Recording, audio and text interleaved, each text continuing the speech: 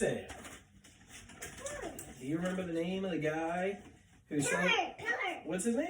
Peddler. The peddler. That's right. Caps for sale. Sale. Here we go. All right. Is that a rocket ship? I don't think that's what. No, it's a farm. Okay. Are you ready? Here we go. Caps for sale. Caps for sale. All right, here we go.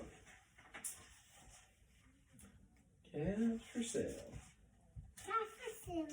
Once there was a peddler who sold caps, but he was not like an ordinary peddler. Carrying his wares on his back, he carried them on top of his head. That's right. First, he had his own checked cap, then a bunch of gray caps, then a bunch of brown caps, then a bunch of blue caps. And on the very top, a bunch of red caps. That's right. All right. He walked up and down the streets, holding himself very straight so as not to upset his caps. As he walked along, he called, "Caps! Caps for sale! 50 cents a cap! 50 cents a cap!" All right. There we go. One morning, he couldn't sell any caps. He walked up the street and he walked down the street calling, "Caps! Caps for sale! 50 cents a cap!" But nobody wanted any caps. They didn't want any caps that morning. Nobody wanted even a red cap. He began to feel very hungry, but he had no money for lunch. "I think I'll go for a walk in the country," said he. And he walked out of town slowly, so as not to upset his caps. He walked for a long time until he came to a great big tree. "That's a nice place for a rest," he thought. And then he sat down very slowly under the tree, and he leaned back little by little against the tree trunk so as not to disturb the caps on his head. Then he put his hand to feel if the caps were straight. First on his own check cap, then the gray caps, then the brown caps, then the blue caps, and then the red caps on the very top. Then they were all there.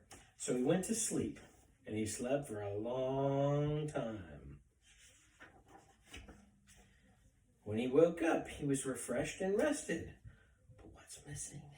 His caps. His caps, they must have fallen in the water. No, they didn't. You don't think they fell in the water? No, I think leaves fell in the water. The leaves fell in the water. Where do you think his caps went? I think they were in the tree. You think they're in the tree? Why would they be in the tree? But before standing up, he felt with his hand to make sure his caps were in the right place. And all he felt was his own checked cap. So where did his caps go? They must have fallen in the lake. I think there's nothing in there. You don't think there's anything in the lake? Well, then where did they go? I think trapper plants must have ate them. Trapper plants ate them? You think so? He looked to the right of him. No caps. He looked to the left of him. No caps. He looked in the back of him. No caps. And he looked behind the tree. No caps. They must be in the water. No, I bet they're in the water. there's nothing in there. You don't think there's anything in the water? No. Okay. And then he looked up into the tree. And what do you think he saw, Cole? I think he saw leaves. You think he just sees leaves in the tree? Are you being silly? I think you know where his caps went. Where did his caps go? In a monkey's mouth. The monkeys got them? Oh, on every branch sat a monkey, and on every monkey was a gray or a brown or a blue or a red cap. Oh my goodness. Those monkeys took the caps. Monkey. Those silly old monkeys. The peddler looked at the monkeys, and the monkeys looked at the peddler. He didn't know what to do.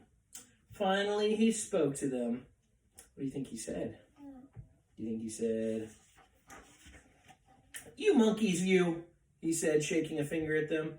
"You give me back my caps." But the monkeys only shook their fingers back at him and said, what did they say? No. They said no? Do you think they said, "Zzz, zzz, zzz"? Remember, monkeys, that's how the monkeys talk. Zzz, zzz, zzz. They said no. They said no, you think? I think they said zzz, zzz, zzz. I think they said no, no, no. This made the peddler angry, and he shook both his hands at them, and he said, "You monkeys, you! You give me back my caps." But the monkeys only shook both their hands back at him and said, "Zzz, zzz, zzz." Is that what those monkeys said? No, no, no. No, no, no.